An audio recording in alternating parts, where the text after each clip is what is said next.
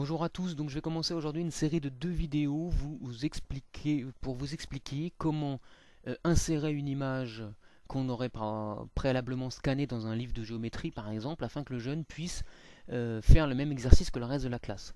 Donc il y aura 2 vidéos. La première, donc celle-ci va vous montrer la manipulation du patron que j'ai créé afin de vous simplifier la tâche, l'insertion d'une image et le redimensionnement de cette image. Et dans la deuxième vidéo qui paraîtra plus tard, vous verrez comment, une fois que l'exercice est fini par le jeune, on peut imprimer pour valider pour conserver les tailles des segments tracés.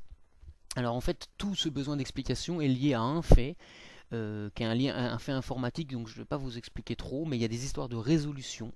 Et quand on scanne une image, même si l'image qu'on scanne est au format A4, donc la page d'un livre par exemple, une fois qu'on va l'insérer dans l'ordinateur, donc pour une fameuse histoire de résolution, eh bien notre image va être plus grande ou plus petite, généralement plus grande. Surtout si on a choisi une qualité de numérisation importante.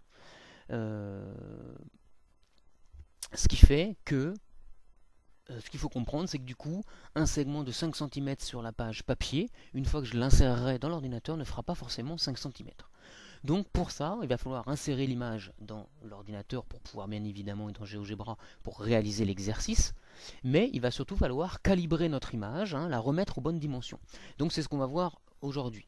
Donc je commence par vous expliquer à vide, c'est-à-dire sans image insérée, le fonctionnement du patron, donc quel fichier que vous pouvez télécharger sur geogebra.free.fr.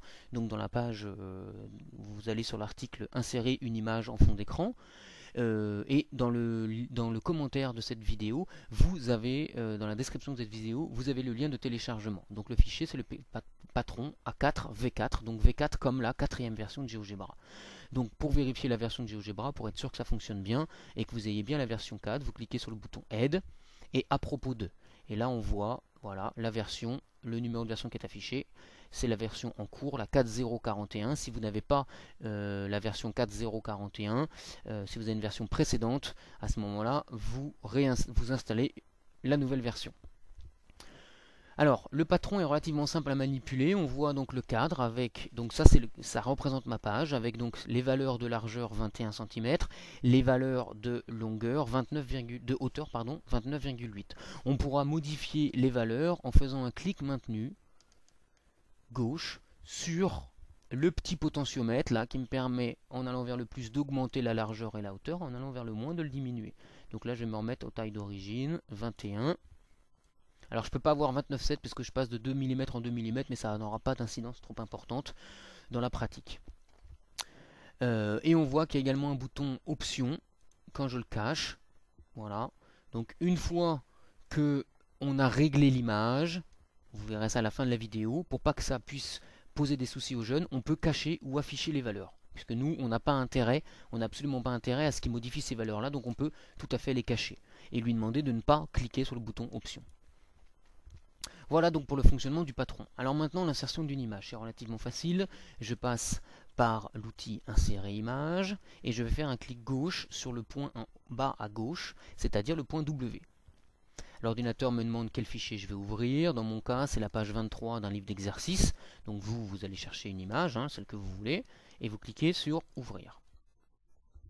Et là, on va voir que, même si la page d'origine est une page au format A4, là, il faut quelques temps pour que l'ordinateur l'affiche, parce que c'est une page de grosse qualité, et ben on va voir que mon image est beaucoup plus grande que mon patron. Voilà. Donc là, vous voyez, là j'ai juste un tout petit coin.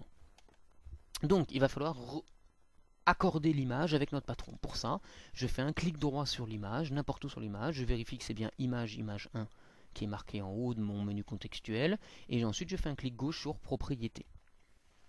Je clique sur l'onglet position, on voit coin 1 W, c'est parfait, coin 2, je clique sur le petit triangle, je choisis export 2, et coin 4, je clique sur le petit tiret et je choisis export 1, et je valide. Et là on voit que mon image maintenant rentre dans mon patron.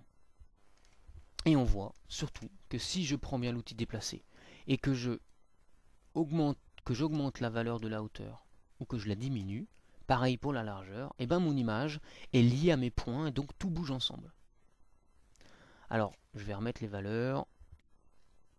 Donc 29,6 par exemple et 21.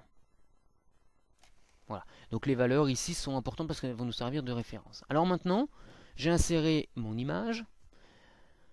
Il faut que je prenne des repères pour calibrer mon image, c'est-à-dire choisir les bonnes valeurs de largeur et choisir les bonnes valeurs de hauteur. Donc pour ça, il faut tout simplement prendre un repère horizontal. Dans mon cas, ça va être le segment AB qui est déjà tracé et que je peux mesurer sur ma feuille papier. Et mon segment vertical qui va être le segment BC. Donc ce que je vais faire, c'est que je vais zoomer donc en utilisant le bouton d'agrandissement. Voilà, je me redéplace un petit peu avec un clic gauche maintenu, hein, ça je ne rentre pas dans le détail. Et je trace un segment, ça c'est le plus important, qui part du point A et qui va au point B. J'essaie de me placer bien, voilà. Je mesure avec l'outil de distance ou longueur ce segment.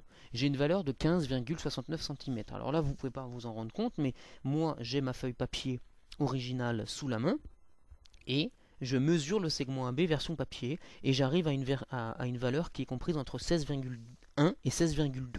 Donc il faut, en ajustant la valeur de la largeur et ensuite en déplaçant mon segment, que j'arrive à une valeur ici de 16,1, 16,12, ça serait bien. Donc on voit que mon segment original est trop petit, il faut que je l'agrandisse.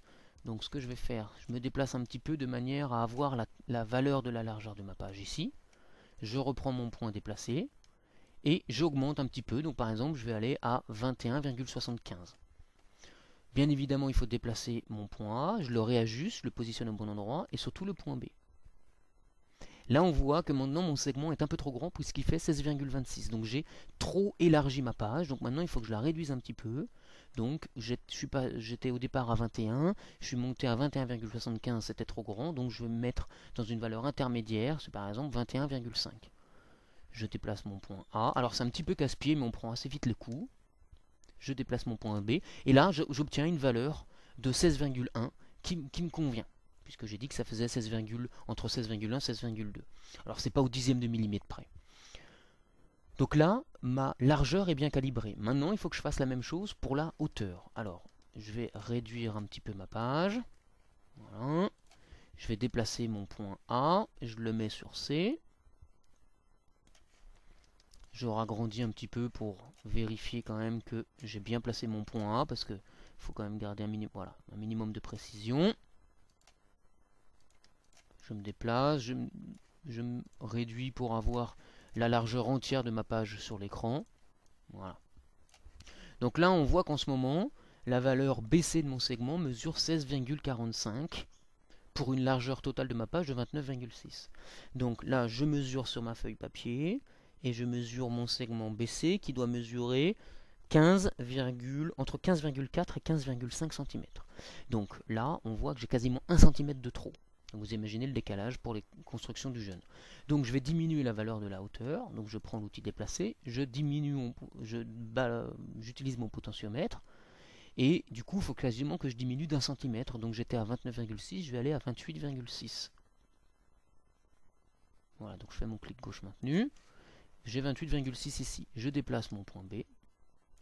Je déplace mon point A. Et là, on voit que j'ai diminué, mais pas suffisamment, puisque je suis à 15,93. Donc, il faut que je diminue encore. Donc, j'étais à 28,6, je vais aller par exemple à 28. Je déplace mon point B. J'essaie de le mettre à peu près précisément. Je déplace mon point A.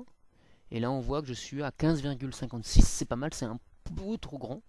Donc je vais diminuer encore un petit peu. Donc là je passe de 2 mm en 2 mm. Donc je vais par exemple régler la valeur de la hauteur à 27,8. Voilà, vous voyez 27,8 ici. Je déplace mon point B. Je déplace mon point A. 15,36. Voilà, là je suis trop petit. Donc finalement la valeur de 28 était correcte. Donc j'augmente ma hauteur. Je reste sur 28. Voilà, 15,52. C'est pas mal. Donc, ma largeur est bien calibrée, puisque si je replace à peu près mon point A à la place du point A, j'ai 16,1. Et ma hauteur est bien calibrée, puisque j'ai une valeur qui tourne autour de 15,5. Donc maintenant, je peux bien évidemment supprimer le point B, supprimer le segment, supprimer le point A. Voilà. Cacher les options. Mon exercice est prêt à être réalisé.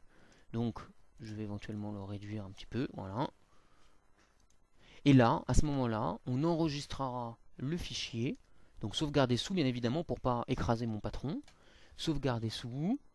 Je vais le mettre par exemple sous le bureau.